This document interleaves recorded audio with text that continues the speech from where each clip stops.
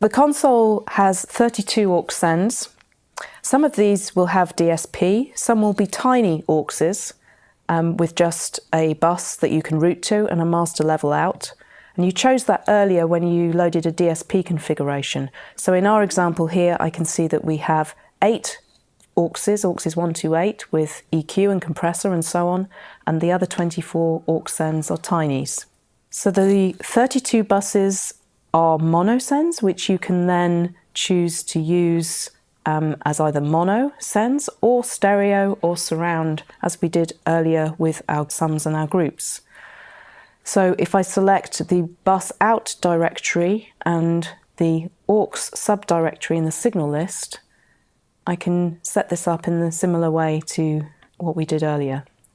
So here we've got sends 1 and 2 are mono, and send 3 and 4 I've now linked for stereo. The reason I'm doing this here is because this is a good time to also then set the connections out, connect the sends to their destinations. Once we've prepared the routing, then we want to come over to the channel, and let's say we're sending from this microphone channel. I select it with the fader select button, and then I come to the central control section to adjust 32 sends. These are accessed in 4 pages of 8 rotary controls. So push aux 1 to 8 and you will have access to the send level for aux 1 and 2, 3 and 4, 5, 6, 7 and 8. Remember to turn each send on if you're wanting to actually send audio out of the console. Because aux 1 and 2 are mono, they are simply a send level with independent on and off. Because earlier we linked 3 and 4 as stereo, I can push the on button on either rotary, and the upper control will give me the send level and the lower control left-right pan. For each send I can also choose the pickup point. So is the aux send post fader, which is the default, or is it pre-fader?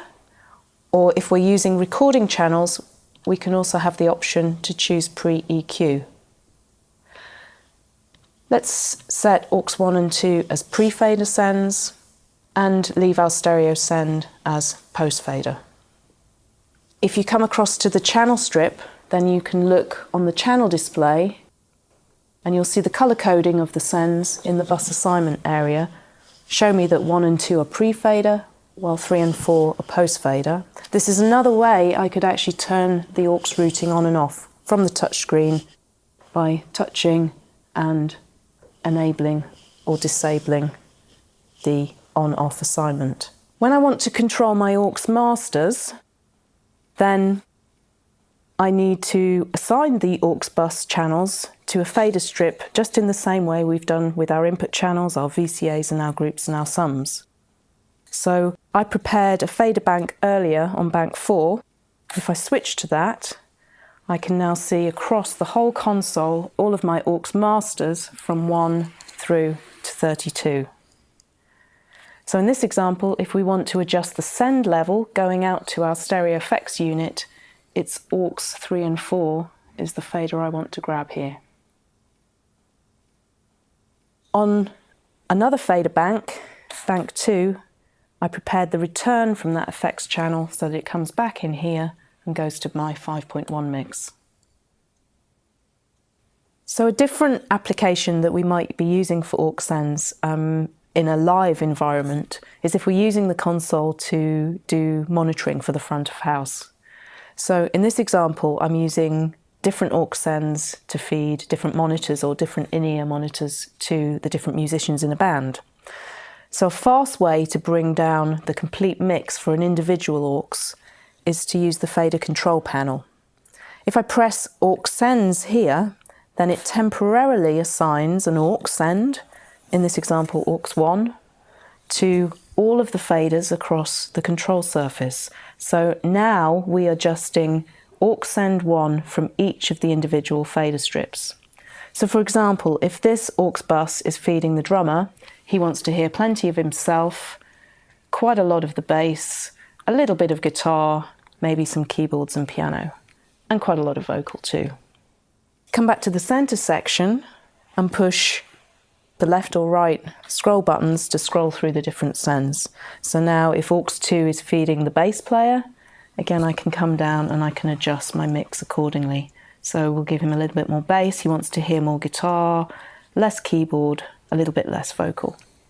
And you can scroll through the different aux sends in a similar manner, so aux3, aux4 and so on. We're just using the first 4 buses there to feed the first 4 monitors. You can tell that the faders are now adjusting something different from the main level because the label displays are flashing. So they're flashing there as a warning. This is no longer the vocal level going to my main output, but it's an aux send level. When you finish with this feature, then just turn off the aux send button or press escape, and you're cancelling back to the main mode of operation. There are other levels that you can assign temporarily onto the faders from this panel. So all of your 32 aux sends, which you can scroll through, but also the digital gain of the channel, the insert send level if you're using insert points, the direct out level from the channel. This is very useful if you're feeding a multi-track recorder, for example, as you can get direct access to the level feeding the recorder or to a communication system.